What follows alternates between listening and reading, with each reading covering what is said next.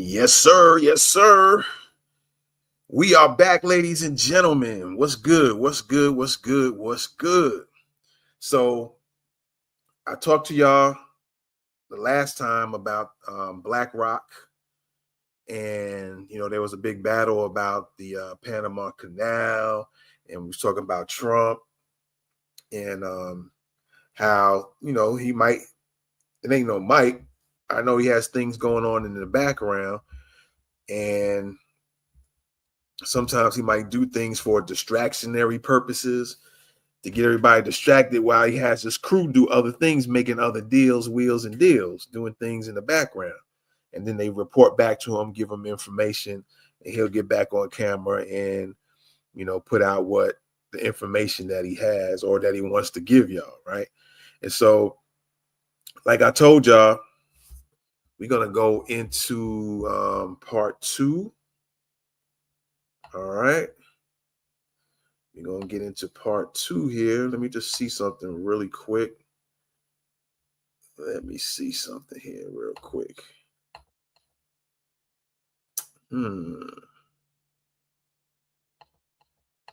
Yeah, so we're going to try to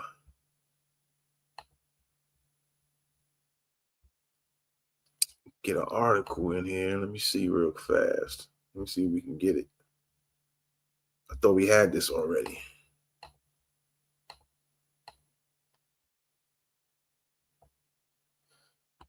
So we can kind of check it out. Hopefully it will hopefully we're going to check right now and find out. It won't be no hopefully. We're going to try to pull it up right now and see if it'll pull itself up here. It won't give us no problems. All right. All right, so boom, this looks like we in there. Okay, so yeah, we're gonna check out this article as well. We got a video to play as well, man. We're gonna go ahead and get it in. All right, we're gonna get it in. We're gonna get it in. This is part 2, man, of the BlackRock back on the block, the Trump connection, the Xi Jinping beef, the canal wars. We're gonna connect the dots, all of this right here, man. You rocking with the best Thoughts of the Week podcast. Let's get it. You're rocking with the best Thoughts of the Week podcast.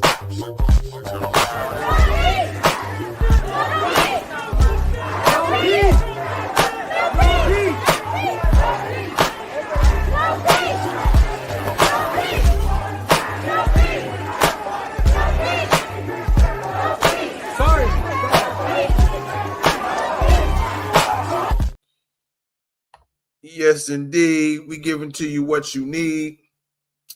So yeah, let me get this together real quick. We're gonna take a look at a video while I'm talking. I'm trying to get this this article together really fast here and pull this thing up. So before we take a look at this article, we're gonna take a look at a video here. It's long, but I'm just gonna only play about 8 minutes of it. Let me see. Yeah, I'm gonna play just about 8 minutes of it. I might stop it, or I might let it play. Or when something hits me, then I'll stop and comment on it. I don't think it's gonna be too much for me to stop. Probably towards the end is probably where I'm gonna probably stop and talk, maybe rewind it back, stop and talk. But I don't think in the beginning or even in the middle of it, I don't think I'll stop. So I just want y'all to definitely be paying attention to what is being said. Like I said, it's deep, and whether you realize it or not, this all has an effect on you, because it can start costing you way more money, because what is going down, that jockeying for position to get control of the Panama Canal itself or the various ports that kind of are right near it or surround it. And yeah, it's also can be looked at maybe from a military standpoint per se, maybe a surveillance type of standpoint. And something's going to be said in the video as well that kind of talks about that, maybe that surveillance part of it. And we'll just comment on it and talk about it. All right. So with no further ado, we're going to take a look at this video first. But hold on for a second, right quick.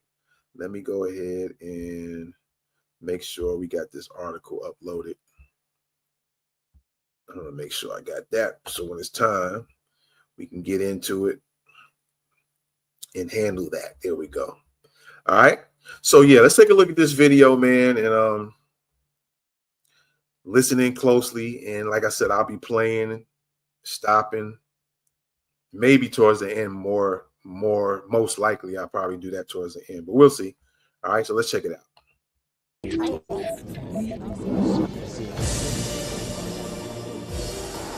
I'm Lucia Newman in Panama, standing before one of the world's most critical choke points in global trade. It may look like just a narrow strip of water, but the 82-kilometer-long waterway that links the Pacific and the Atlantic Oceans moves more than 5% of world trade. And by the way, fair use, all right? This is for educational purposes, informational purposes, maybe a teaching moment, maybe breaking down for commentary, fair use, all right? I want to say that before people start tripping. I don't necessarily care about getting a strike per se, but there is a fair use act or fair use law, if you will. And so this is for, educational purposes, commentary purposes, news purposes as well.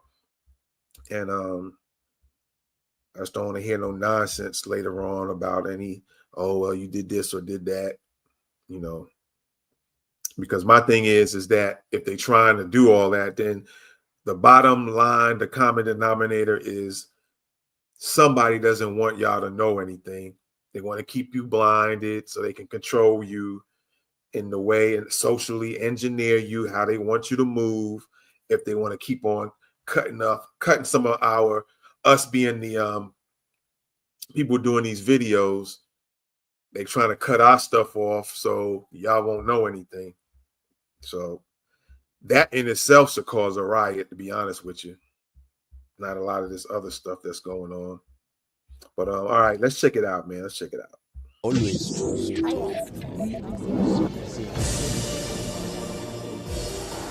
I'm Lucia Newman in Panama, standing before one of the world's most critical choke points in global trade.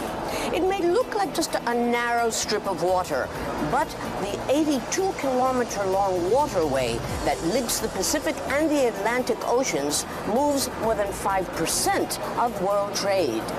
The Panama Canal is not just an engineering wonder of the world. It is a lifeline for economies, a geopolitical battleground, and once again, a flashpoint in U.S.-Panama relations. Well, I'm going to put this back again, but something that struck me what she said was that only 5%.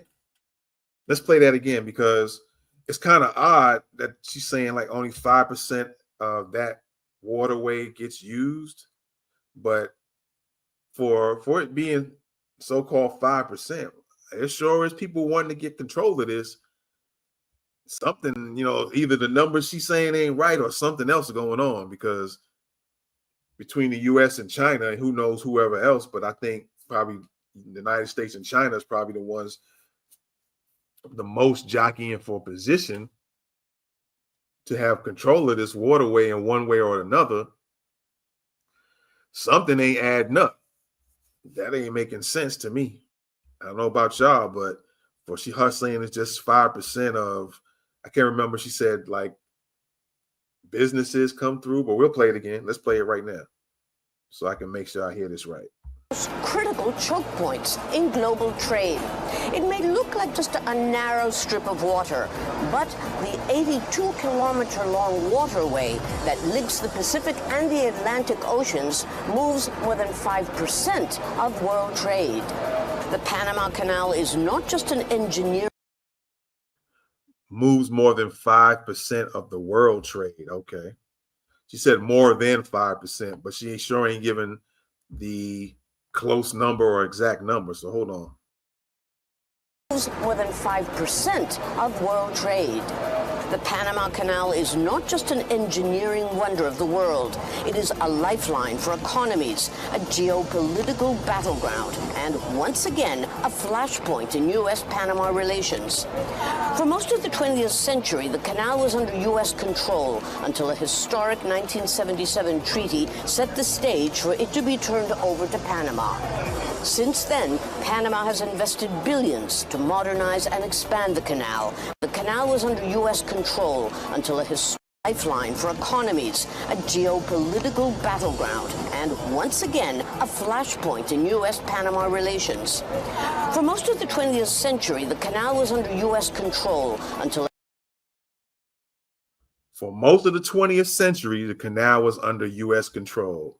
And then it looks like that was President Carter signing something that I guess that it was, being that they're showing his face, had something to do with giving Panama the control back. So let's check that out. Narrow strip of water, but the 82-kilometer-long waterway that links the Pacific and the Atlantic Oceans moves more than 5% of world trade.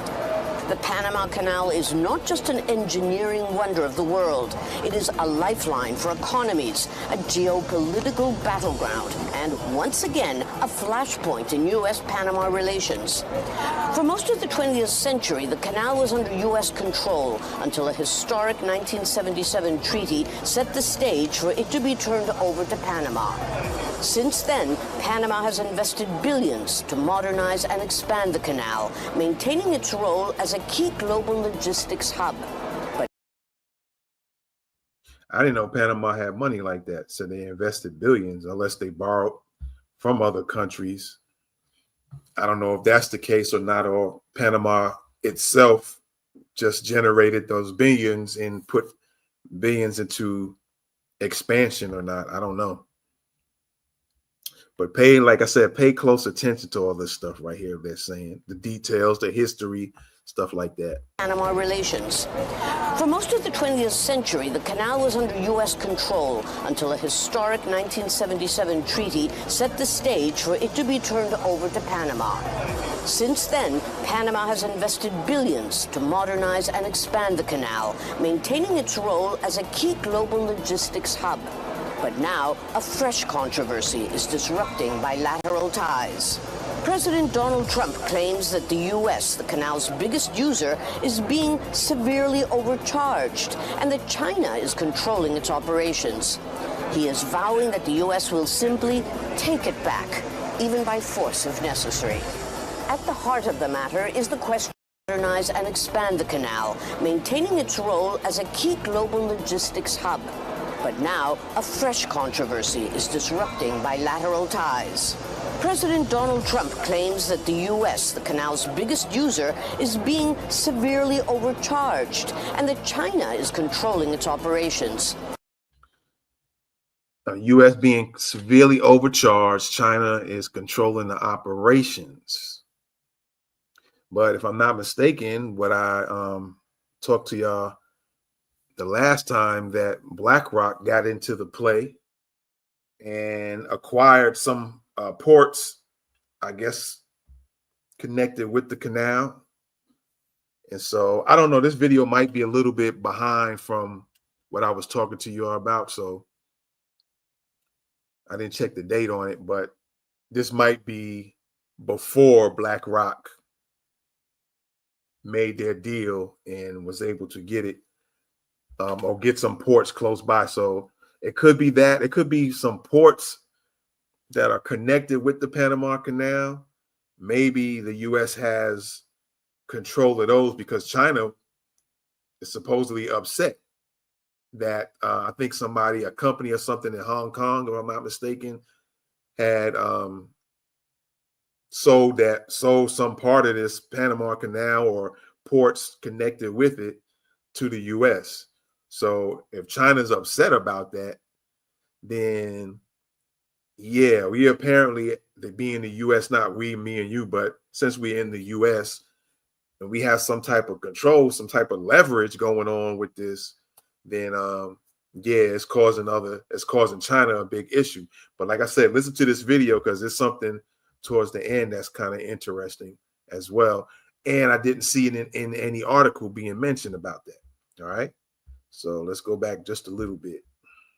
Over to Panama. Since then, Panama has invested billions to modernize and expand the canal, maintaining its role as a key global logistics hub. But now, a fresh controversy is disrupting bilateral ties. President Donald Trump claims that the U.S., the canal's biggest user, is being severely overcharged and that China is controlling its operations. He is vowing that the U.S. will simply take it back, even by force if necessary. At the heart of the matter is the question of Panama's sovereignty. How real is the possibility of U.S. military intervention to reclaim what is Panama's most treasured national asset? And what would it mean for global trade? The man in charge of the day-to-day management and operations of this extraordinary waterway, Ricardo Vasquez, the administrator of the Panama Canal, talks to Al Jazeera. Back, even by force if necessary. At the heart of the matter is the question of Panama's sovereignty. How real is the possibility of U.S. military intervention to reclaim what is Panama's most treasured national asset? And what would it mean for global trade? So this is Panama's biggest asset. So, you know, they getting papered up for having some type of control of this canal. But like she was mentioning, she was saying that Trump was saying that China is kind of running the operations. So, and here's the thing I kind of peeped out. It seems like this is going on with China with different type of operations, if you will. Even with TikTok, I noticed it seems like the way China operates, or the way I've been noticing how they operate, is that they will offer countries a little something so they can have a little something, as opposed to just going in and kind of bum rushing everybody and just kind of taking over everything and just leaving everybody with nothing but dirt. Even when Africa, they're going and offering to build certain things, highways, bridges and stuff like that.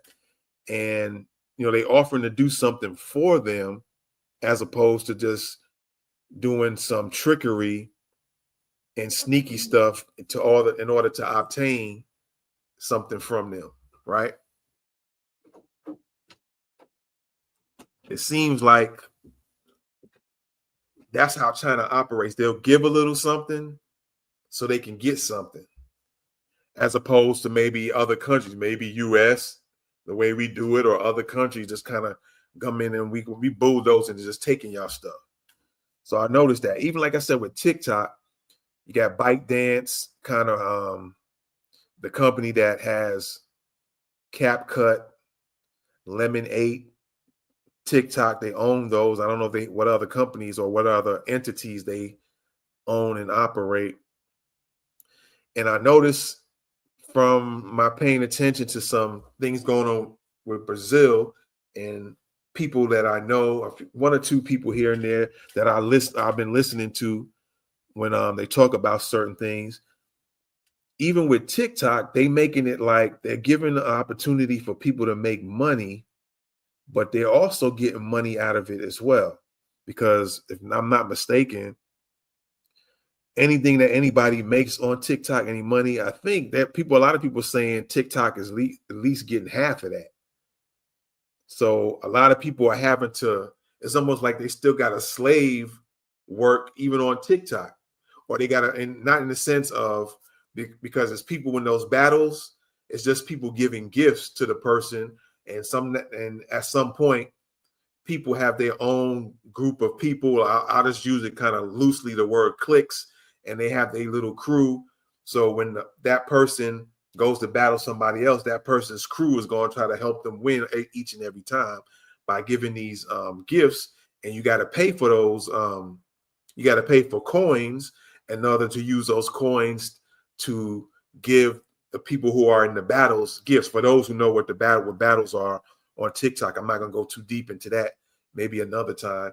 But you can go on TikTok and just battle people. And if you start building up a following of sorts, there'll be people that will support you, and you actually can get some finances from that. You don't have to do much. What you have to do is be consistent of staying on there. So the slavering part, I say about that, it's not necessarily you doing work like a regular 9 to 5. You're going somewhere, you're clocking in, clocking out, got to do some type of work. Your work is getting on live, being consistent at a certain time, or you set a little pattern on how many times you go live, and you got to do that, because if you don't stay consistent, then your level lowers down, because you start like a D level and you go all the way up to A. So you can start at D, and if you don't stay consistent, you'll be down at D. And or you stay consistent a little bit, you might move up to they got like D5, D4, D3, D2. So it's so many levels in the D level, then the C level, then the B level, and the A level. So they got, I think it's like 4 or 5. So D level, that's the lowest. D5, you at this like the start. And then you can move up to D4 or D3, D2, D1. And then when you get past the D1, you go into the C5s, 4, 3, 2, 1. Then the B, 5, 4, 3, 2, 1. Then the A, 5, 4, 3, 2, 1. And A1, some people are in A1 status. That's the highest level. And they got to stay consistent, even with staying in the A1 level and making sure the people are supporting you. But that's doing work. So China has a way of, they got a little slick little system on how they give something and get something back in return, so it don't always look like by other countries or whatever that they just coming in and bullying and just, I'm gonna take your stuff. But they real slick about it, because they're gonna always get something out of it, either on the front end or the back end. Like when we talk about China and building these highways for certain African countries and building roads, and a lot of places just dirt. They can build highways and stuff like that, so people can get from one place to another faster.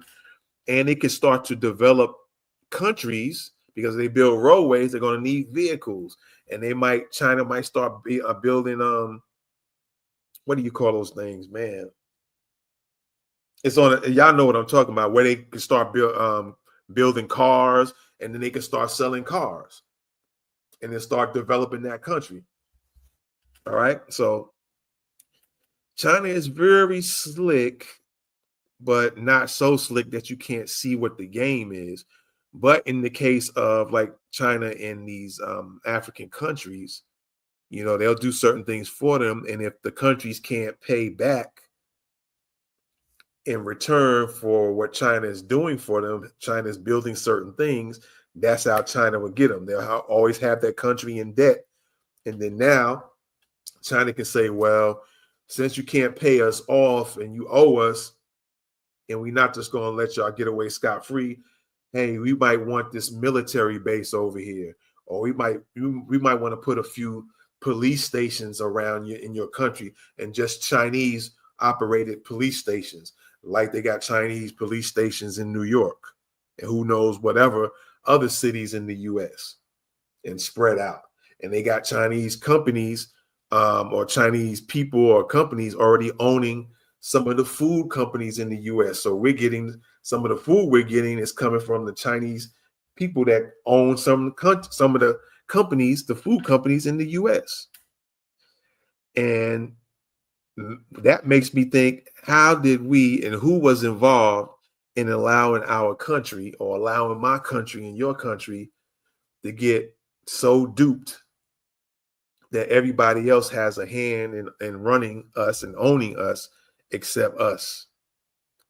And that's the thing that I don't think people see that Trump is trying to do.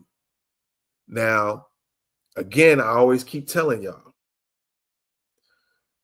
Trump is no fool, but y'all keep thinking he's a fool because he'll publicly do certain things, say certain things, and then you have the news, the mainstream news media that is owned and running and controlled, so they can put out a narrative anytime they want against Trump to make him further look dumb. But y'all don't realize that those companies are all in cahoots.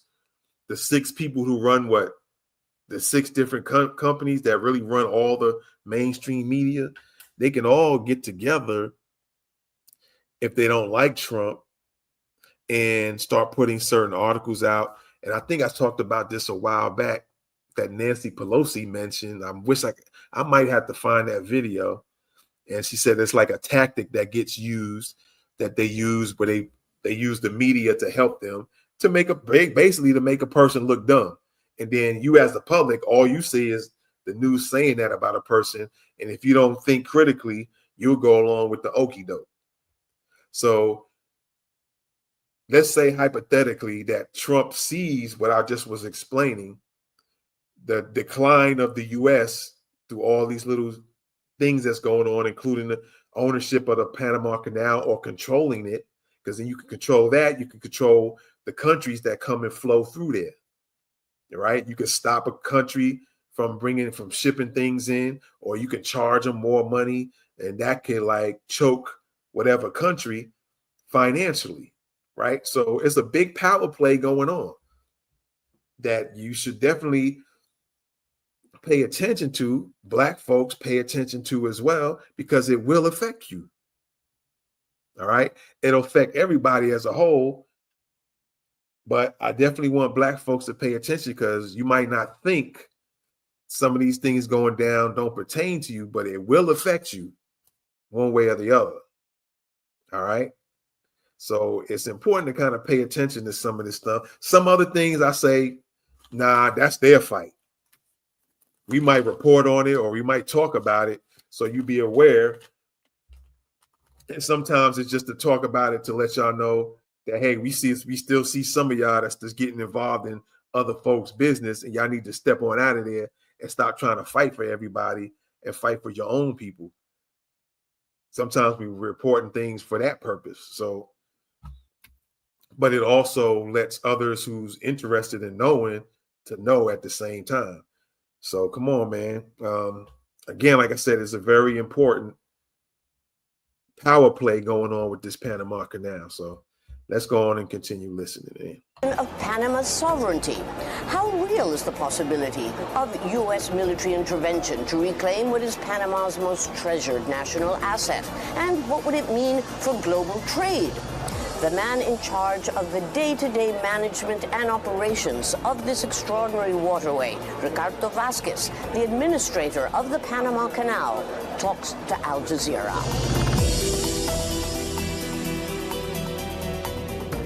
Panama Canal. So this the dude, I guess, kind of has the inside info because he's the day-to-day guy, I guess, that runs this. Let me just put that back and see what she says again real quick. Ricardo Vasquez, the administrator of the Panama Canal, talks to Al Jazeera. The administrator of the Panama Canal. What's the name again? Might be somebody you just want to write down the name. I always talk to you about that too. Write certain people's names down and pay attention to the wording of what either is being read or what's being said. You know what I'm saying?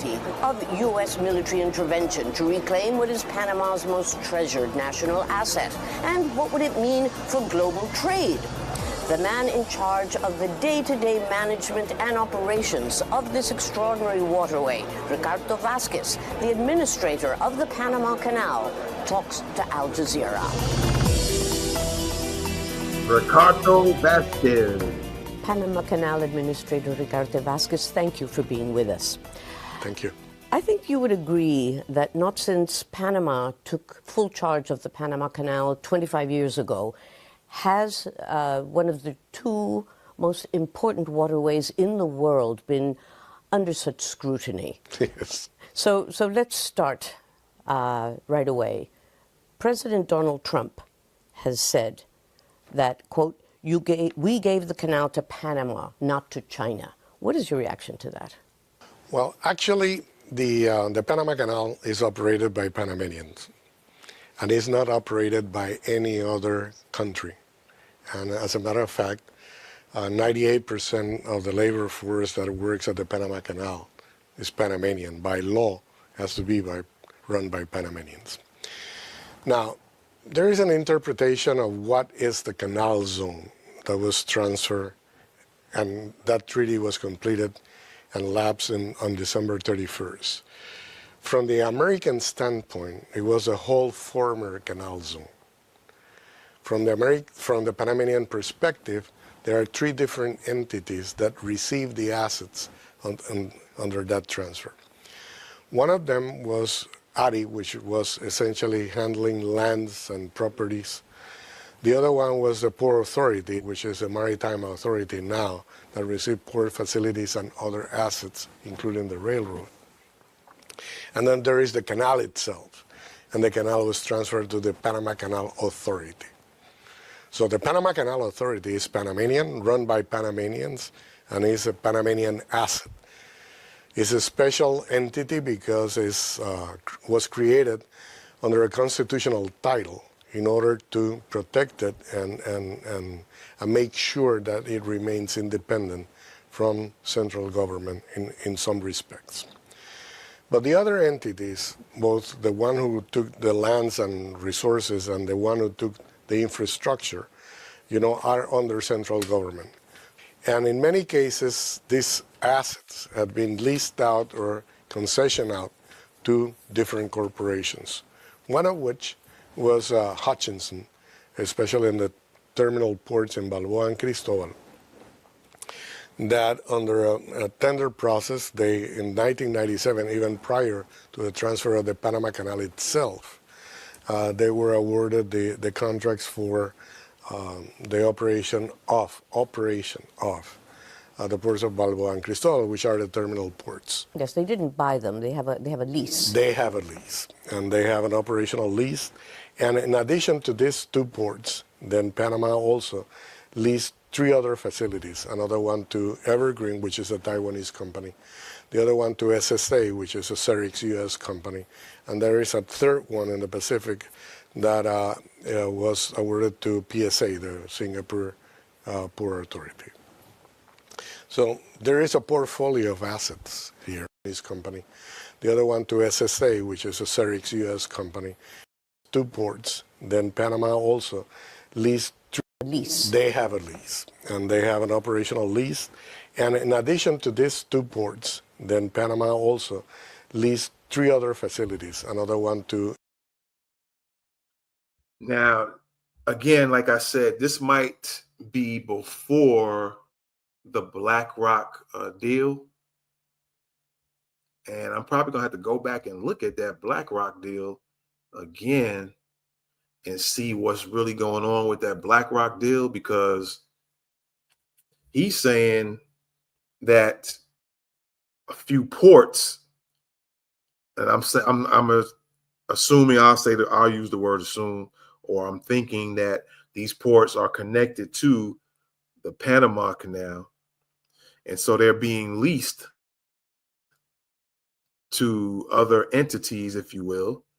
And it sounds like he's saying the name like SSA, and that's something. It sounds like he's saying the U.S. or America, something like that. And then he's mentioning another country.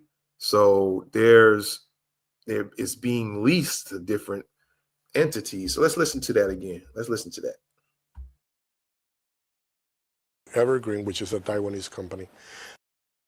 All right. So being leased to Evergreen, which is Taiwanese. Okay. The other one to SSA, which is a Cerix US company. SSA, and I couldn't hear or understand what he was saying, but he did say a U.S. company. So you got Taiwanese, the U.S. These ports are leased to. And there is a third one in the Pacific that was awarded to PSA, the Singapore Port Authority. PSA, the Senior Port Authority. So I don't know who that is. I don't know if that's Panama or what country is involved with the Port Authority. You're probably talking about Panama. So you got 3 different countries, countries that is this ports are being leased to. So, like I said here, and I think I mentioned at the last video, the last broadcast, that this Panama Canal and anything attached to it, related to it, the ports, is very important, a very important position on the globe, on the maps, if you will. That's a very strategic position to be operating, running, paying attention who come in and out, financially, how much they charge, because those the monies could affect you as the citizen of the U.S. It could possibly affect your job and what happens with the financials of the job. If they put certain things up or down and your check becomes less or more, it could have possibilities to that. Possibilities on how much you pay for things you go buy. So this is a real serious thing in position, and it can have military implications as well. You know, you might want to have some leasing, or you want to own it, like she was saying, Trump was saying, we're going to take Panama Canal back. We're just going to take it back because we had it before. So we're going to take it back again. And that way, let's say hypothetically that was the case and we took back the Panama Canal, then we get to see all the countries who's coming through. We can decide, oh, no, we don't want y'all to come through today. Or no, before we let y'all through, your country going to have to divvy up some more money. Or no, we're going to stop you for a minute because we want to see what y'all got on these ships. Y'all might be bringing in nuclear warheads or something to that effect. No, we're going to regulate a little bit. So it's deep, man. It's really deep. But let's continue. So there is a portfolio of assets here that are under the operation of international institutions. But the Panama Canal, different to any of those concessions, is operated by Panama and by Panama only. So probably in the definition that President Trump has of the canal zone and our definition of who operates portions of that former canal zone is an information gap. Well, at this point, the ports are a moot point because the Chinese company has sold its shares to an American company, and in fact, President Trump applauded that, but that doesn't seem to have made any difference in his vow to take back, as he calls it, reclaim the Panama Canal, or a moot point because the Chinese company has sold its shares to an American company, and in fact, so I wonder if she's saying, you know, she said sold the shares. I wonder if that was to BlackRock. You know, because they'll make it look like BlackRock purchased something and they have ownership now, because we all know BlackRock is buying everything to own everything. But so I don't know if she's saying that and it means just the shares, like a portion of some property regarding the Panama Canal, or is she using the word shares, but it's really been an outright purchase instead. So yeah, that's just something to kind of think about when she's saying that and keep in mind. Okay, we have 5 minutes and 44 seconds of this video, so you got roughly 3 minutes to 2.5 minutes left, roughly, and we're gonna play it some more so y'all can hear some other stuff that I was referring to earlier. All right, so let's get into it. Portions of that former canal zone is an information gap. Well, at this point, the ports are a moot point because the Chinese company has sold its shares to an American company, and in fact, President Trump applauded that, but that doesn't seem to have made any difference in his vow to take back, as he calls it, reclaim the Panama Canal. Now, you're talking about the Panama Canal zone. There is a bridge, a fourth bridge that's being built over the canal, and there's also a train that will go under the canal, a metro. And both those contracts have been given to Chinese companies. A former U.S. ambassador to Panama, who does not get along well with the current U.S. administration, has said that this could be seen as an issue because it could, and I'm quoting, sabotage or block the canal or plant scanners and sensors in the concrete bars. The fact that that a Chinese company has been awarded those contracts. Do you agree that this is a possible, or at least hypothetically, an issue that the United States could be concerned about? Take back, as you. Okay, so I'm gonna play that back again because it's very important that she said that, because we are coming. This is about the part I was talking about, starting about right here when she mentions the over the canal bridge. There's talk about building something that goes over the canal bridge, like a bridge that goes over the canal, and then an underwater or under the canal train system. I guess maybe for public train service. And then she posed a question, and his answer was kind of wick, wick, whack. I'll let y'all hear the answer here in a second. But I want to play that again and just kind of talk about that for a second before he answers. So let's listen to it again. Calls it reclaim the Panama Canal. Now, you're talking about the Panama Canal zone. There is a bridge, a fourth bridge that's being built over the canal, and there's also a train that will go under the canal. A fourth bridge. I didn't know there was other bridges over there. She's saying a fourth bridge that goes over the canal, and then a train going under the canal. Now, we'll play a little bit more of that. I'm going to say something, but I'll wait. A metro. And both those contracts have been given to Chinese companies. A former U.S. ambassador to Panama. The contracts for the bridge and the train apparently given to Chinese companies. Why they keep giving everything to Chinese companies? They don't give it the U.S. or anybody else. Or is China already been propositioning them to get these contracts? Or they already been? See, that's what I'm saying. Trump has people that's been going behind the scenes and trying to make some wheeling dealing. It probably was BlackRock that was doing that Trump had them do. And then it looks like China was also having some people do. So we both be going back and forth trying to do things behind the scenes and maybe behind each other's backs, trying to get there first. Because there's, like I said, this is a geographic place on and around the world and on the map that apparently is very important for trade, because the boats are coming in. So, like I said, you could possibly control what people bring in. You can possibly control and stop people and then check out what's in their cargo and decide to send them back, or if they're legally can be arrest made when you're dealing with international with various countries. You know, that route,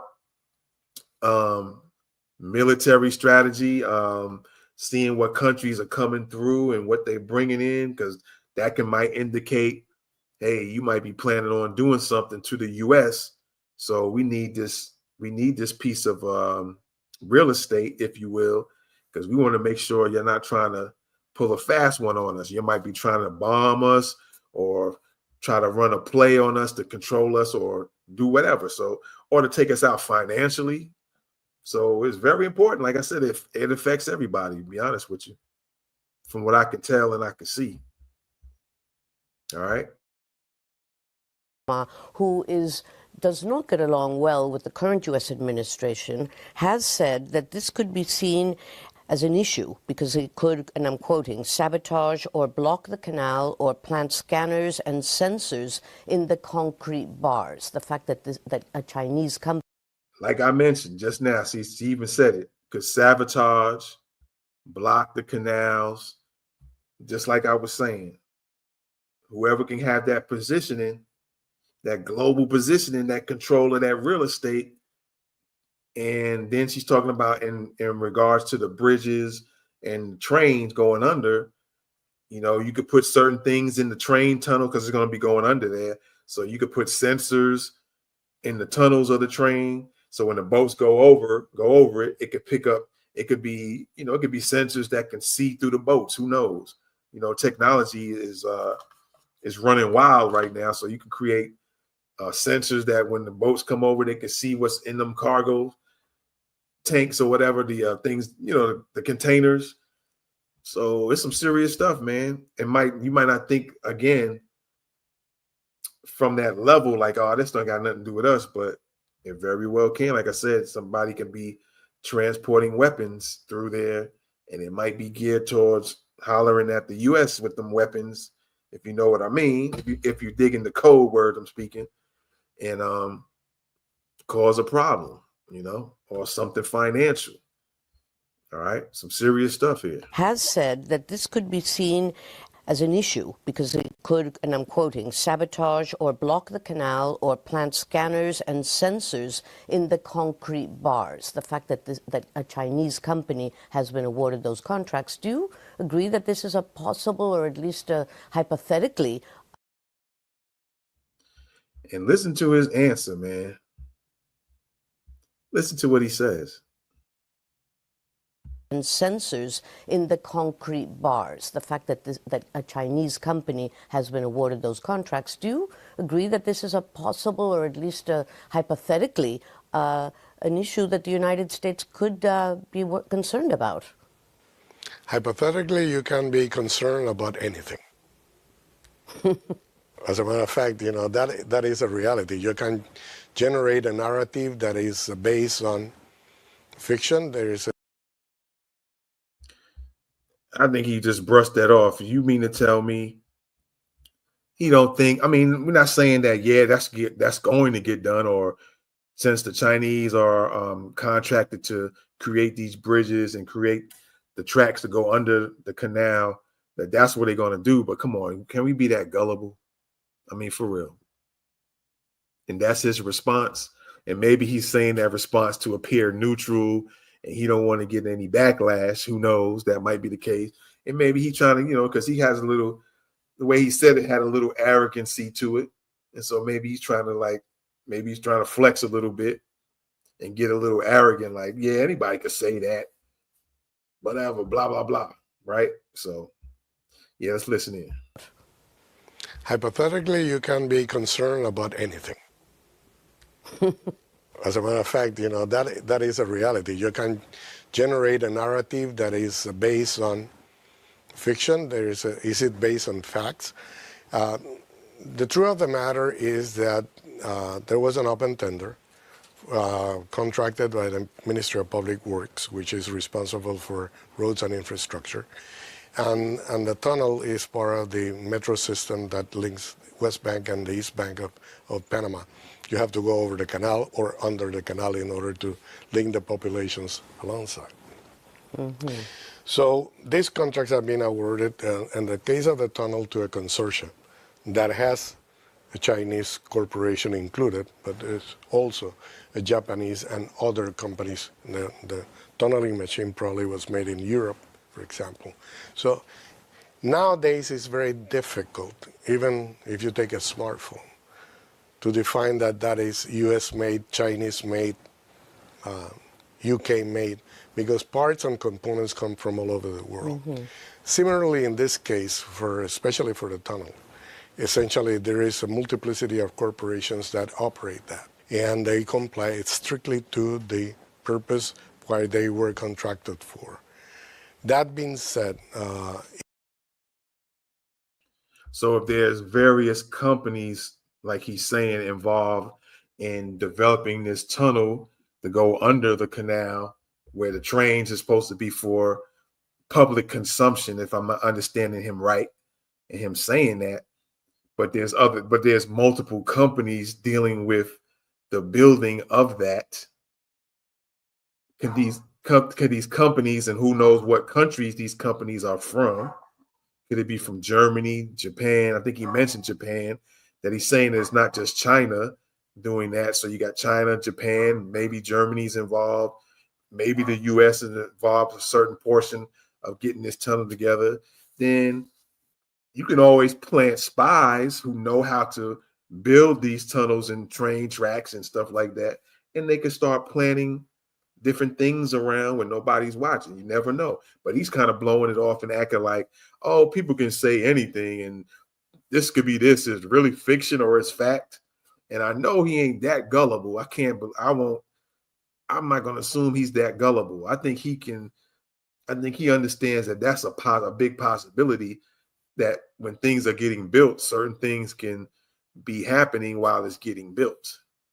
Like bugs can possibly be planted, or certain things, the camera systems could possibly be planted in between companies building things, so they can keep an eye on what's going on, who's coming in and out, but who's keeping an eye on the Panamanian people, if there's U.S. people traveling through. So I don't think he's that gullible. He might be just trying to blow things off or not say too much. So maybe he's taking the diplomatic route on his talking, but with a little bravado in his throat. You know what I'm saying? So you got that part of it. So let's play a little bit more. Then we're going to get into this article real quick.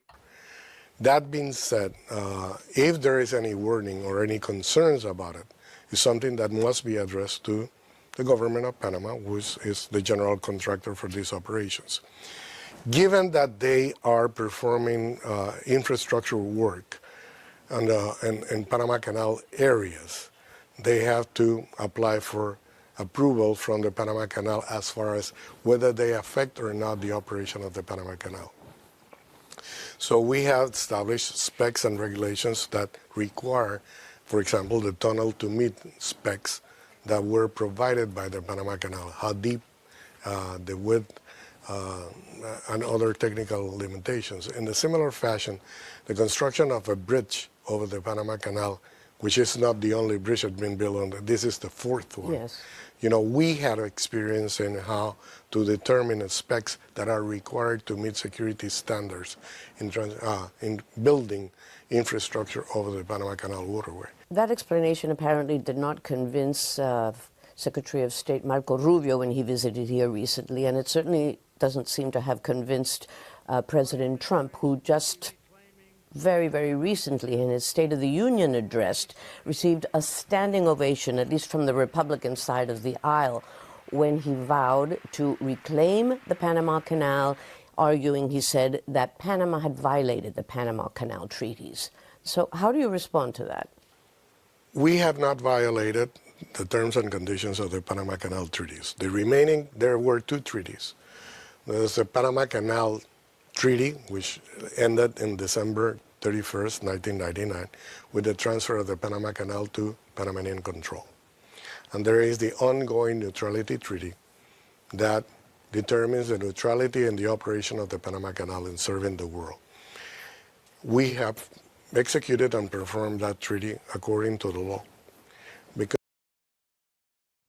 All right, so I'm going to leave it right there. There was questioning about Trump is trying to pull every card he can, saying, hey, yo, y'all violating the treaty. And he's saying, I think his name is Ricardo. He's saying, no, there was two treaties. There was one back in, I think he said 1999. That was dealt with, signed and sealed, gave it back to Panama. And then this neutrality treaty, which has certain requirements or whatever, which he's saying that the requirements are continuously being met, so they're not violating the treaty. Is what he's saying. So that's a thing that we're gonna pay attention. Like I said, it can have some serious effect on everybody globally, or just in the U.S., or just in another country, or a little of everybody. All right. So you can see that this Panama Canal is a very important piece of land, property, real estate. All right. Just by what I'm saying, what I'm commenting on, what this guy's saying, what she's saying. And we're going to get into this article now real quick. All right. We're going to get into this article. And yeah, let's see here. There we go. So yeah, let's check this article out real fast here. Let's see what it's saying. Let me see if I can get this.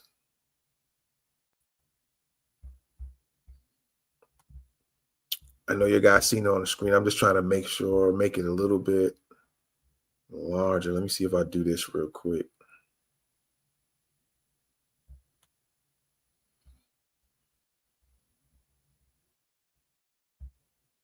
There we go. All right, so yeah. Yeah, I think that'll work. All right, so yeah, let's check out this article, man, real quick. All right. Let's see what they're talking about. So why is China angry about a plan to sell two ports on the Panama Canal? All right. And we talked about this. I think it's C.K. Hutchinson. I talked about this the last broadcast.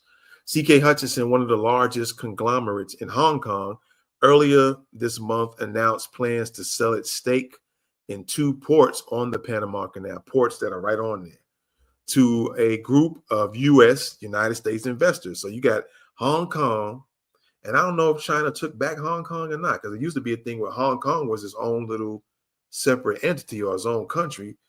And I can't remember if mainland China took Hong Kong back over again. I thought I heard something recently that they did.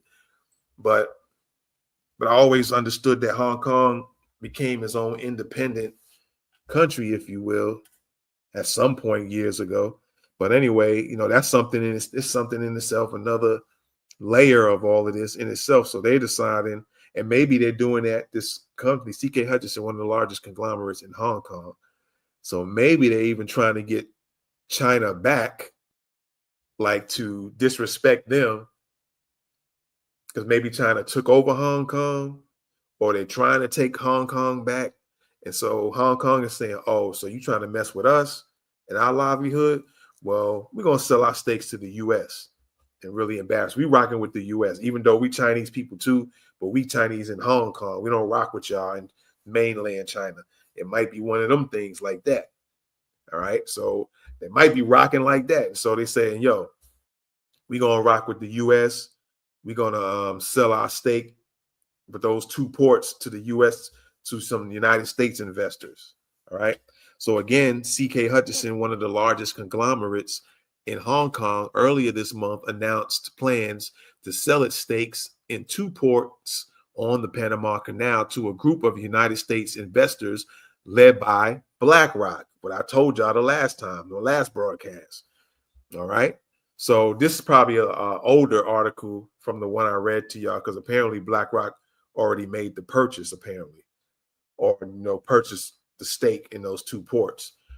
So this might be like before the article from the last broadcast.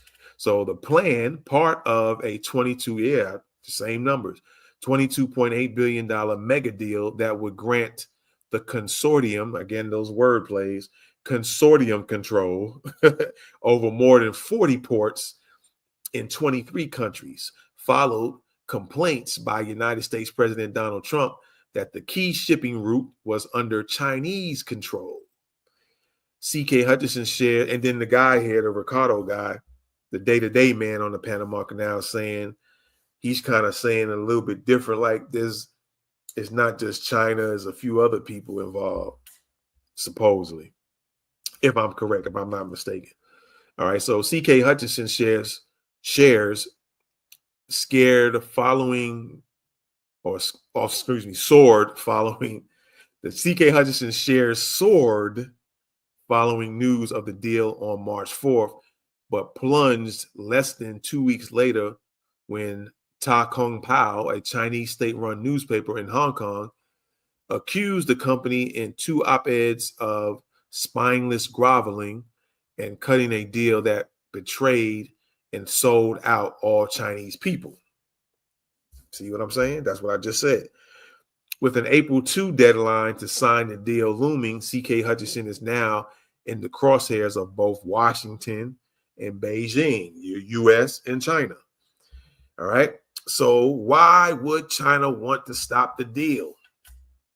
Editorials in Ta Kung Pao, which is controlled by Beijing's liaison office in Hong Kong through a subsidiary, are often read as signals from the upper ranks of the Chinese Communist Party. Hong Kong leader John Lee, who was elected in the sole candidate in an election tightly controlled by Beijing, has criticized the C.K. Hutchinson deal, saying it deserves serious attention. The Wall Street Journal earlier this month reported that anger over the deal extended all the way to Chinese President Xi Jinping. Citing unnamed sources familiar with the matter, the newspaper said Xi was angered that C.K. Hutchinson had not sought his approval. See what I'm saying? That's Hong Kong company saying, F you, Xi Jinping. We gonna roll how we gonna roll. We ain't listening to you. We gonna do what we want to do. And maybe it was to throw some dust in China's face, for keep messing with Hong Kong. That could be the case. All right. So there might be a beast still brewing or still going between Hong Kong and mainland China, even though people in Hong Kong are, there's people that live in Hong Kong that are Chinese and that used to be part of China, like to some degree. You know what I'm saying? So C.K. Hutchinson had Xi was angered that C.K. Hutchinson had not sought his approval for the deal and that he had hoped to use the Panama Canal ports as a bargaining chip with Trump, who has pledged to take back the strategically important waterway, right? On Friday, China's market regulator said on its official WeChat account that it would carry out an antitrust investigation in accordance with the law to protect fair competition in the market and safeguard the public interest. Really?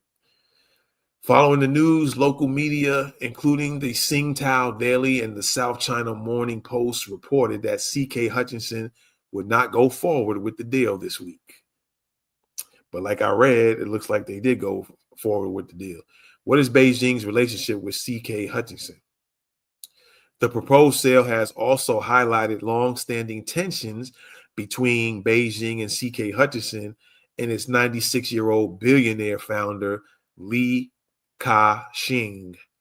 Li's rise from a mainland Chinese-born refugee to Hong Kong real estate tycoon holds an almost mythical status in the Chinese territory.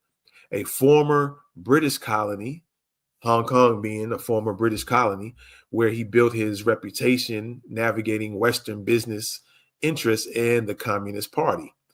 Li was known for his close relations with Chinese leaders Deng Xiaoping and Xing Zemin, who oversaw China's economic opening between the late 1970s and early 2000s. But his political influence waned following Xi's rise to the top in 2012. In 2015, Li raised eyebrows when he restructured his business interests and registered them in the Cayman Islands. Around this time, he also began to divest from China, and that's Li Ka-shing. All right. And in 2018, Li passed control of his company to his son, Victor, but the tycoon has stayed in the limelight. The following year, Li angered pro-Beijing commentators with his ambivalent comments about Hong Kong's mass pro-democracy protests at a time when other companies in the city were openly critical of the demonstrations. While analysts have offered differing opinions on whether the Li family, the 12 something of the Illuminati, that's what that seems familiar to me about. I think the Li family was mentioned as part of the 12 families of the Illuminati. That sounds familiar. Interesting. All right, but anyway, let's get back. While analysts have offered differing opinions on whether the Li family tactically supported calls for democracy in Hong Kong, there is broad agreement that it is less visibly pro-Beijing than many of the city's other business dynasties. Compared to other family offices of his generation, such as the Fock and the Powell family, okay, who invested in the mainland as early as the 1980s, or the Tung family, who are active in Sino-American relations or Sino-American relations and Hong Kong governance, Lee and his sons position themselves as business people who invest globally. They're like the Asian BlackRock. Okay. And incidentally, as I'm reading this, I'm also thinking of the plays, the moves they make. And these are things that you guys can do. And it might be on a lower scale. And I've seen and I've heard people doing it. Groups of Black people got together and purchased properties in or land in Georgia. So this is the same thing. It says Lee and his sons position themselves as business people who invest globally and distance themselves from politics. Why can't you do the same thing? You can start putting your own money together and start thinking about what places or things that you can possibly purchase and own, and it makes money. And I just give you an idea, just as a hypothetical idea. Let's say these rest stops, these rest areas, you can possibly position yourself to either put vending machines there. You're putting you're taking the BlackRock model or the Lee Ka-shing model of positioning yourself and investing globally, in this case, just the US, putting machines certain places. You got a little control there to a degree. That's why I was saying pay attention to these things that I'm reading, how BlackRock moves, and now I'm reading about Lee. And maybe just sit down and think about some things. You might not never do it, but maybe just me talking about it and kind of sparking something in you to think like, I never thought about things like that in that way. I'm seeing that now as I'm reading it, like, okay, whether he's doing it or not, or he's just saying that he's doing it. And the article is saying that him and his sons are positioning themselves as business people. They just invest globally and they keep themselves distant from any politics. So in the shadows, they investing and making money. They position themselves where, why not do the same moves? You could do it on a smaller scale. That's all. And if you grow bigger and bigger, then you can start getting in the bigger scale. That's what I think we really need to do. And I think that's the answer to a lot of things, or part of the answer, and stop playing with these protesting and boycotting. Start putting yourself to get with people and talk and say, yo, let's get ourselves in position. We can make some money. We can split the money up and just keep building, or you can take your portion and do what you want. If you want to just spend it, or you want to go somewhere else and connect with somebody else and build something over here. So then you're connected with us, and then you're connecting yourself with somebody else. See what I'm saying? I'm going to leave it at that, man. Anyway, let's keep going. Again, Lee and his sons position themselves as business people who invest globally, all right, globally, and distance themselves from politics. Wilson Chan, co-founder and director of policy research at Hong Kong's Pagoda Institute, told a news source. I'm not going to say their name unless they pay me. All right. That's how I'm rocking with that. So can Beijing stop the sale from going ahead? Chan said Beijing is relatively constrained in terms of formal regulatory authority to stop the deal. There you go. All right. In strict legal terms, it will be quite difficult for Beijing and Hong Kong to call off the deal, given the companies and the ports involved are not legally located within the jurisdiction of China and Hong Kong, he said. But they're not in the jurisdiction, but yet Hong Kong, C.K. Hutchison, has shares in this port. Country some way over somewhere else, company has some shares and been making money off this port. Pay attention to the moves that are being made so you can start imitating those moves, maybe on a smaller scale, because I'm thinking about it myself. So whether y'all do it or not, it's making me think of some ideas.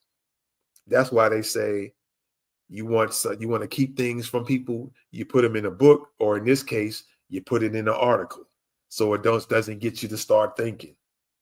Keep that in mind as well. All right. So in strict legal terms, it would be difficult, quite difficult, for Beijing and Hong Kong to call off the deal, given the companies and the ports involved are not legally located within the jurisdiction of China and Hong Kong.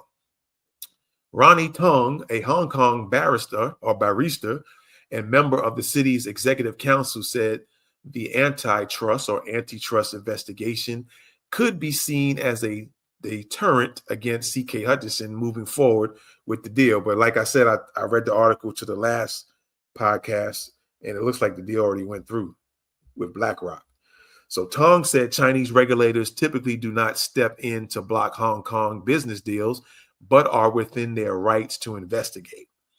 If people carry on their business activities contrary to the law, they ought to be investigated to see whether they have fallen afoul of the law, Tong told a news source. In other words, they're just using tactics to try to get them to stop or find a way that they can get the CK Hutchison company to stop. But like I said, it looks like they already went along with the deal with BlackRock. So experts quoted in the South China Morning Post said the Chinese regulators could claim legal jurisdiction over the deal by arguing that BlackRock's acquiring, the word acquisition, root word acquire, of so many ports would give them a monopoly over regional trade routes. Interesting. They're just trying to find every loophole they can to make sure the U.S. doesn't get control of this very piece of important land on the global scale, around the globe, on the map, if you will, this real estate, this property. They don't want U.S. to have that control over it, because it can be a lot of control over a lot of things if we do. All right. So proving that the deal would have an adverse impact, on competition, however, could be more difficult, while invoking national security concerns could be challenging, as BlackRock is a private company. The experts quoted by a news source. Okay.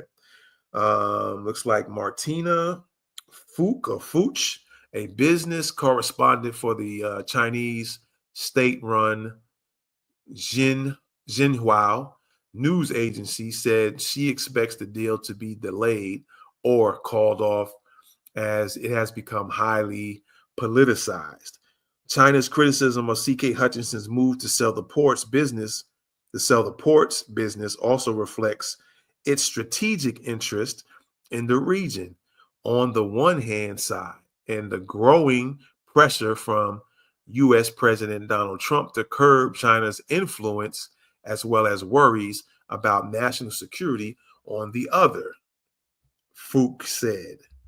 All right. CK Hutchison being thrust into the crosshairs in the midst of the once again escalating China-U.S. trade war reflects how both powers are battling for control of the strategic waterway. What other pressure can Beijing apply? See, they just keep trying to apply pressure, or they was trying to do that. Peep all this game out that I'm telling, that I'm reading to y'all. Peep it all out. Go back and play this. If it's just this section of me reading the article and giving my commentary and my thoughts on it, just come back to this and play that. Might spark some ideas for you and your family. All right. Even without going through formal legal channels, Beijing could apply pressure in other ways. CK Hutchison's affiliate companies and business interests in the mainland are a point of vulnerability. See, they'll try to get CK Hutchison back, because CK Hutchison has business interests on the mainland of China, let alone, maybe they can't do too much if they have companies on Hong Kong, because Hong Kong is a separate entity or a separate country. But CK Hutchison has some business interests in the mainland, so Beijing, China, can try to mess with them from that angle. Say, okay, well, we can't stop you and prevent the sale from happening, But we can mess your business up here that you got on the mainland going on, in whatever means we can do it at. You know what I'm saying? So again, CK Hutchinson's affiliate companies and business interests in the mainland are a point of vulnerability, according to an analyst who covers China's economy, who spoke on condition of anonymity due to the political sensitivity of the issue. While CK Hutchinson has wound down its investment in China, it still earns about 12% of its revenue from China. Interesting. They still getting money off of China, representing more than 300 million in 2024. Its sister company, CK Asset Holdings, still owns dozens of properties in mainland China, which means it is also very exposed to Beijing, the analyst said.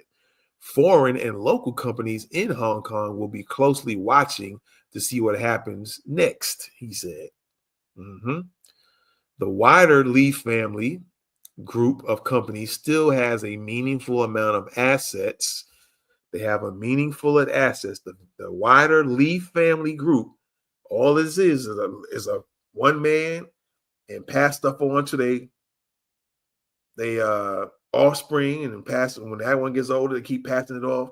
And the Lee family, I keep thinking they have something to do. They're part of the Illuminati family or something around that circle. It's not just the Rockefellers and all of that, the DuPonts and all of that. You got a Chinese branch too that they own some stuff. I'm just connecting some things here on top of seeing how they operate. Yeah, I better look at this video again from me reading this article, man. I got some thoughts in my head. I'm just gonna kind of hold on to them myself right now. So again, the wider Lee family group of companies still has a meaningful amount of assets on the mainland, such as CK Assets property holdings. They are almost certainly aware that they could be exposed to retaliation. That's what I was talking about from Beijing. So that's what I was saying earlier. So this Hong Kong company, and I'm sure the guy's Asian, Li Kaoxing, I think they was getting back at China because whatever China was trying to do to him or his companies. So they said, okay, you gonna mess with me? I'm gonna sell my stuff to a portion of what we own to BlackRock in the US. And we're gonna make sure they in position to get over you. That's my get back on you, China and Xi Jinping. That's my get back on you. So they playing some high level get back on some economic levels. All right. And so he's aware that his companies could be exposed to retaliation because of what he did, the deal he made, or the company made. All right. And the analyst said, okay, so Kevin Yam, a lawyer who specialized in financial services and commercial litigation until he left Hong Kong in 2022, said Beijing could use the deal to make an example of the Lee family, much as it did to Alibaba founder Jack Ma. If y'all been paying attention to that, I don't know if Jack Ma suspiciously disappeared. And I think they said he resurfaced again, but I don't know. He might be disappeared again. So they kind of China got back at Jack Ma because he was trying to go his own little way too, doing his rogue thing as well. So, but I think between Jack Ma and Lee, I think Lee's a little bit more powerful financially and stronger. So I think it's going to be a problem for China to try to get Lee or get at Lee. They might mess with his businesses. Who knows? But as far as like trying to make Lee disappear, I don't think that's going to happen anytime soon. I could be wrong, though. China be wilding out. All right. So after criticizing China's regulators in 2020, Ma was forced to cancel the IPO of Ant Financial, a financial subsidiary of Alibaba. Yeah, I know where Alibaba is. You can buy stuff for the cheap. All right. Since then, he has only rarely been seen in public. Jack Ma, that is. Hong Kong being Hong Kong, chances are they won't cut the Lee family down to size to the same extent. See, I just said that. I know I pay attention to how they move, man. I don't, and just reading this and stuff I kind of know about the Lees from the past, yeah, I ain't going to get at Lee too tough and too easily. I read some stuff and seen videos about like the Lee family. And yeah, you're not gonna get at them too tough like you got at Jack Ma.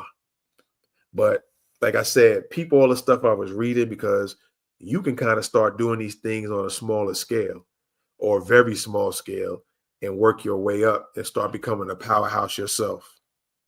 I'm just saying that that's up to y'all how y'all roll with it.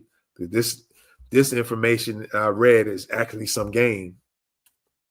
All right. So keep that in mind. So again, Hong Kong being Hong Kong, chances are they won't cut the Lee family down to size to the same extent as they did Jack Ma.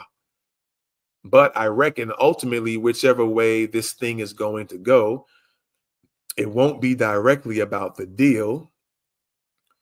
Yam, who is wanted by Hong Kong police over his participation in the 2019 protests, told a news source, Beijing has not shied away from using extrajudicial methods against prominent citizens in the past. Man, there's a whole bunch of stuff going on here. All right, this is the last one. So in 2017, Chinese-Canadian businessman Zhao Zhanhua, then one of China's wealthiest people, vanished from the luxury hotel where he was living in Hong Kong, with multiple media outlets reporting that he had been abducted by mainland Chinese agents. Okay. Again, peep the technique that's going on here. Peep the high power plays that go down in these other countries, because you never know when such things could happen here. You know what I'm saying? Like I said, this article has a lot of game in it. I don't know if you peeping it or not. So Zhao's exact whereabouts remained unknown for 5 years until 2022, when a Shanghai court sentenced the tycoon to 13 years imprisonment for allegedly embezzling $8 billion. In 2023, Bao Fan, an influential Chinese tech banker, went incommunicado amid a crackdown on the financial services industry. So China, what they do is they'll snatch you up. If you a big money person, you a billionaire, multi-billionaire, and you don't do what they want you to do, they'll come look for you and snatch you up and make you disappear for a while and then come back and put you in a jail sentence, or you just don't show up no more. And you show up here once in a blue moon, there once in a blue moon. So yeah, people, all of this, man. Bao, whose firm announced his resignation last year, has not been publicly heard from since. Okay. What's next for the CK Hutchinson deal? With just a day to go until the April 2nd deadline, the fate of the sale is unclear. While Chinese regulators are looking into the deal, the Hong Kong government has yet to investigate, according to Tong, who sits on the cabinet of Hong Kong's chief executive. On the Chinese mainland, the government appears to be making use of both the carrot and the stick. Last week, Lee's son Richard was invited to the China Development Forum, a high-profile business summit held annually in Beijing. While Richard is not involved in the management of CK Hutchinson, the markets interpreted his invitation as a positive sign for the company's relations with Beijing, sending its shares 3.4% higher last Monday. On Thursday, however, Bloomberg reported that Beijing had issued a directive to state-owned enterprises to hold off on new business with CK Hutchinson and its affiliates. Again, this report says that Beijing had issued a directive, that's China, to a directive to state-owned enterprises to hold off on any new business dealing with C.K. Hutchinson and its affiliates, citing people familiar with the matter. While it is still uncertain whether C.K. Hutchinson and BlackRock will go ahead with the deal, a delay would not necessarily stop it in its tracks. The deal reportedly includes a 145-day exclusivity clause for negotiations, after which time C.K. Hutchinson would be free to sell its assets to another party, according to a news source. This news source said neither party had revealed the start or end of the exclusivity period. So if neither party is saying when is this exclusivity start or when is it end, then that's a benefit to C.K. Hutchinson and at the time BlackRock. So they'll never reveal it. So until they get pressed or forced to reveal it, they can say it starts the very first time they get pressed on it. Okay. Okay, neither party revealed the start or end of the exclusivity period. Tong said it was difficult to say more without official word from C.K. Hutchinson or BlackRock. So the BlackRock and C.K. Hutchinson was staying on the hush-hush for a minute. Very few facts are known to the public. Okay. Yeah, and that's another little jewel, just that little tidbit right there. Very few facts are known to the public.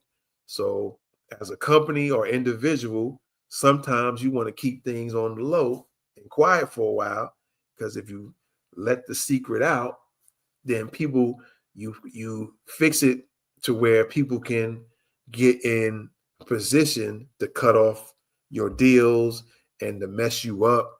So sometimes secrecy is one of the best strategies. Okay, that's what I'm getting from that. This game, y'all can take it or y'all can throw it in the trash. All right, so very few facts are known to the public, he said. C.K. Hutchinson is keeping mum, saying nothing at all. So people can only venture to guess what is happening. That's game in that little sentence right there. I'm not even going to say nothing. You peep out the game and what I just said. I'll read it one more time and you get the game or the info out of this or get the jewels out of what I just read. Very few facts are known to the public, he said.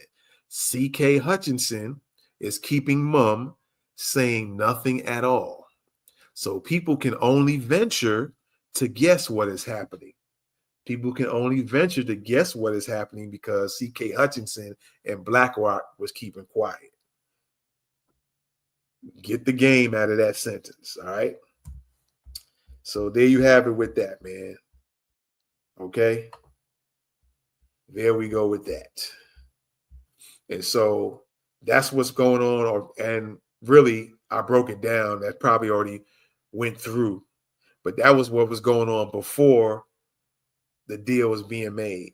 So there's a lot of jewels in that article that I read. And there's also knowledge for you to know what's going on globally. So it's like you're getting a 2-in-1 deal. You're getting the information on, oh, okay, I see why or how this could affect Black people by what's going on with this deal. It can affect them in certain ways. And at the same time, there's jewels in there. Like I was saying, that if you go back to that past BlackRock video I did, where there was more jewels on how BlackRock got down and how you can get some game from the way they operate. This article I read, you can get some more game. So play this video back and peep out the knowledge that came out of this article. How you can take certain things that I read and start applying it for your life. You can do it. You can start on a very super small scale. All right. I got a lot of jewels out of it, me reading it. So I hope you got the same jewels out of that. And that's what's going on with BlackRock, man. And the canal wars, if you will. All right. A lot of people jockeying for positioning, contracts for creating a fourth bridge to go over the canal, and then a tunnel for the trains to get the Panamanian people to be able to travel from, I think he said, the west side to the east or the east side to the west, back and forth, like a metro type of deal.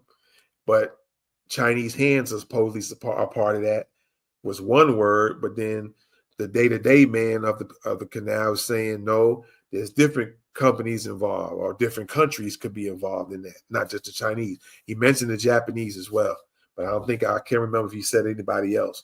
But he did say there are other people involved in putting that tunnel together. And like he was mentioning earlier in the video, that one company could be from, I'm just hypothetically saying that Germany could have equipment that actually does something with underground digging.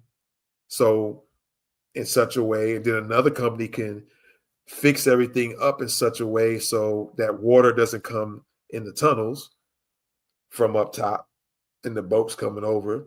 Then I mentioned the fact that if it's other entities, spies can be coming in, because you could train, spies could be trained to know how to build stuff, right? Or they might get people that know how to do it and start implanting certain bugs in places here and there, and certain measuring tools in there and radar type of tools you can put in there. So it's a big play, a big deal, apparently. So hopefully you got a lot out of this, man, and it's up some of your being more informed of what's going on. And yeah, just peep out what I was reading and what you heard in the video. All right. So appreciate y'all as always, most definitely as always. And we'll always be back for another one, man. And I appreciate y'all. Be sure to subscribe to the channel. We are also on Facebook, TikTok. Unfortunately, we can't go live anymore because unless Zuckerberg and Elon change their rulings, because before you could go live on, if you have a Facebook personal page, you can create other Facebook pages. And before, I was able to go live, so I could have been broadcasting on more pages. But for whatever reason, and it seemed like it was during this presidency and during the a little after the COVID situation, they started trying to shut that down, and now try to put rules like if you only have a certain amount of, what Facebook was dealing with, a certain amount of people following or subscribe to your page, then you might have privileges to go live. And then with Elon, you got to purchase a subscription. And I could just put a link to this video on those pages, so that still works, instead of having to pay him to go live, because you're just paying for his projects that he's working on. That's all you're doing in the grand scheme of things. So yeah, appreciate y'all. Thanks for coming in. Thanks for tapping in. I hope you stayed through this whole broadcast and got some game, and also got some more intel. You're now a little bit more informed on how things was going down behind the scenes, while other things was used as distractions to keep y'all from knowing about this canal wars going on. And my commentary, my thoughts on how it could affect you, depending on who's running things, who's operating this, who's taking control of certain ports on the canal, how that can affect. How can it affect you as having your own personal business, and you might have to have things shipped to you, and they got to come through this canal.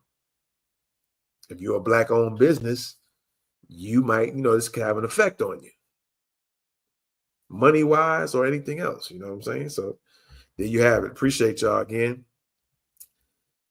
And, I'm going to get out of here, man. I'm going to get out.